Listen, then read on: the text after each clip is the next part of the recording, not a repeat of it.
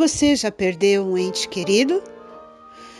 Todos nós já passamos pela dor da perda de alguém que amamos.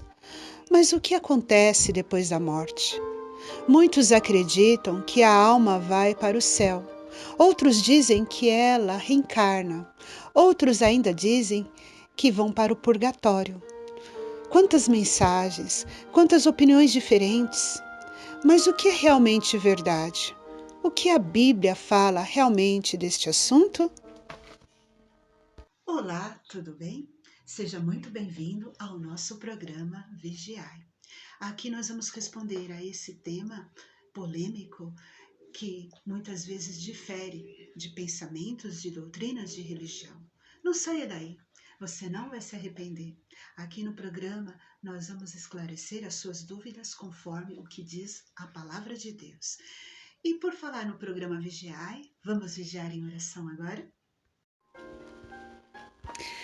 Pai nosso, aqui estamos, mais uma vez para estudar a Tua palavra, aprender sobre o estado verdadeiro dos mortos. Esteja presente conosco nesta hora e traz luz sobre este assunto e esperança para aquela pessoa que está comigo orando. Pedimos a Sua presença nesse estudo, ao abrirmos a Tua palavra, em nome de Jesus. Amém. O que acontece a uma pessoa depois da morte? As tentativas para responder a esta pergunta são muitas. A maioria delas só consegue aprofundar a angústia, a tristeza que envolve este assunto e ainda aumentar as dúvidas. Em meio às ideias conflitantes, necessitamos obter uma resposta produtiva, uma resposta que produza realmente segurança, que só pode acontecer na palavra de Deus. Vejamos o que diz a palavra de Deus? Vejamos agora o que diz a palavra de Deus em Tessalonicenses capítulo 4, o verso 13 e 14. Não quero, porém, irmãos, que sejais ignorantes acerca dos que já dormem, para que não vos entristeçais como os demais, que não têm esperança. Porque se cremos que Jesus morreu e ressuscitou, assim também aos que em Jesus dormem, Deus os tornará a trazer com ele. Cara amigo, veja como a palavra de Deus é clara. Não podemos ser ignorantes sobre este assunto e estar como a maioria das pessoas sem esperança. Veja também o que Jesus, o nosso Senhor, disse lá em João, no capítulo 11, no verso 11, sobre a morte. Quando o seu querido amigo Lázaro estava morto e Jesus estava prestes a ir ressuscitá-lo, ele disse bem assim: assim falou, e depois lhe disse: Lázaro, o nosso amigo dorme, mas eu vou despertá-lo do sono. Jesus disse que a morte, então, é como um sono. Jesus afirmou claramente, como um deitar, repousar. Ninguém fica sofrendo quando está no estado da morte. Então, como entender esse estado? Para entender o fim, devemos saber o começo. Lá em Gênesis, diz no capítulo 2 e no verso 7, vamos ver o que diz a palavra de Deus. 2, 7. E formou o Senhor Deus o homem do pó da terra, e soprou em suas narinas o fôlego de vida, e o homem foi feito alma vivente. Nós recebemos o fôlego de Deus, que é a vida, e passamos a ter vida. E quando morremos, esse fôlego volta para Deus, e ficamos num estado de sono. Na criação, então, aprendemos que o homem passou a ser alma vivente a partir do momento que o fôlego de vida, o sopro de Deus, veio sobre ele. A quem pertence nós, como seres humanos, a nossas almas? Lá em Ezequiel, no capítulo 18 e no verso 4, diz o seguinte: eis que todas as almas são minhas, como a alma do Pai, assim também a alma do Filho é minha. A alma que pecar, essa morrerá. O que quer dizer aqui em Ezequiel capítulo 18, verso 4? Significa, irmãos, que nós não pertencemos a nós mesmos. Nós não passamos de pó. A vida, tudo provém de Deus. A alma pertence ao Senhor. E quando morremos, a nossa alma volta para o Senhor. E o pó, a carne, volta para a terra. Há um outro comentário aqui que eu gostaria de passar. Aprendemos então que a Bíblia se refere à alma como uma pessoa vivente, um ser vivente. E todas as almas são do Senhor. Mas o que acontece à alma vivente quando ela morre? O que acontece com aquele que serve a Deus e aquele que não serve? A Bíblia responde isso em Gênesis 3,19. Vamos abrir lá? Em Gênesis 3,19 diz o seguinte: no suor do teu rosto comerás o teu pão, até que tornes a terra, porque dela fostes tomado, porque és pó, e ao pó retornará.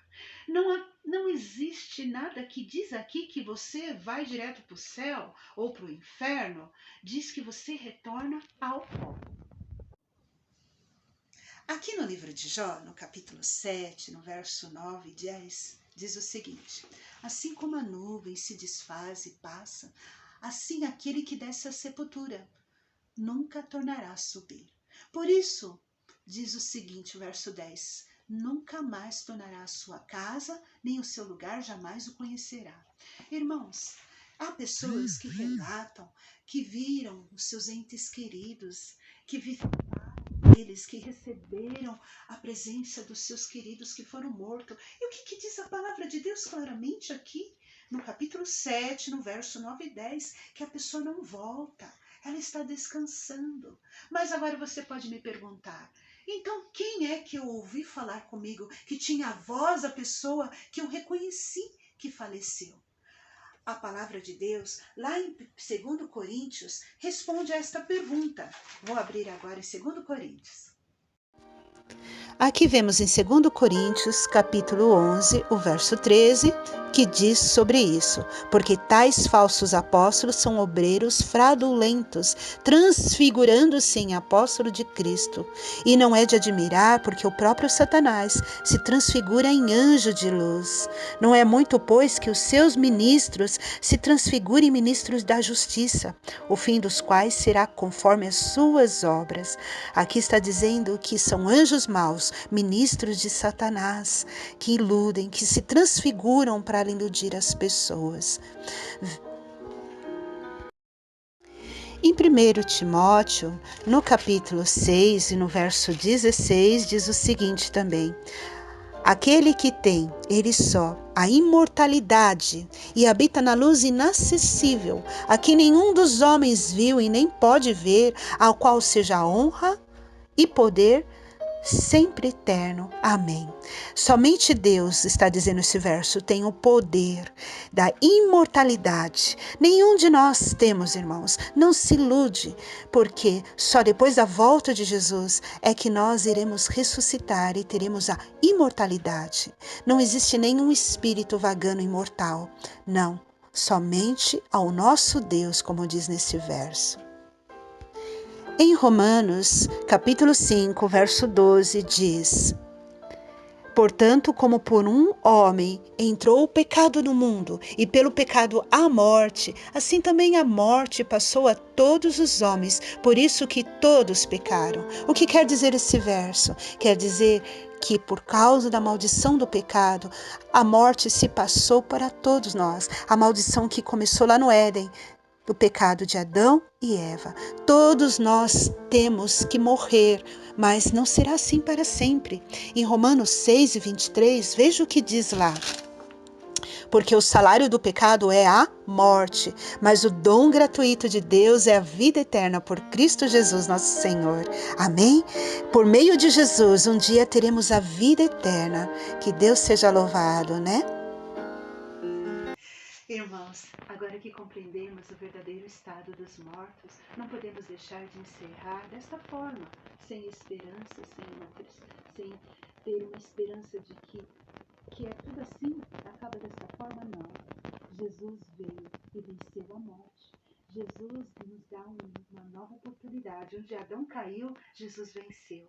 E olha, eu posso provar isso com a palavra de Deus. Veja o que diz lá em 1 Coríntios, no capítulo 15, e no verso só um momentinho. 1 Coríntios, no capítulo 15, e no verso 51 e 53.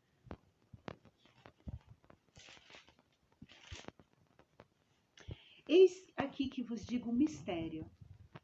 Na verdade, nem todos dormiremos, mas todos seremos transformados. No verso 52 diz assim: num momento, num abrir e no fechar de olhos ante a última trombeta, porque a trombeta soará e os mortos ressuscitarão incorruptíveis e nós seremos transformados, porque convém que este corpo se revista da incorruptibilidade e o que é isto, o que é mortal, se revista da imortalidade. Que bênção nos será, irmãos. Isso é a promessa da palavra de Deus. Obrigada por sua atenção conosco, Pai, pela sua misericórdia. Ó Deus eterno, obrigada por essa certeza de vida eterna, esta certeza que Jesus voltará e vencerá o último inimigo, a morte. E todos nós ressuscitaremos, os que creem em Ti. Abençoe essa pessoa com essa certeza, com essa esperança, que esta pessoa creia que ela um dia ressuscitará se morrer ou se perder o seu ente querido, ela vai revê-lo. Também, Senhor, que possamos ter esta sua paz, o seu amor, o seu cuidado conosco a cada momento de nossa vida. Nós entregamos em Tuas mãos, em nome de Jesus. Amém.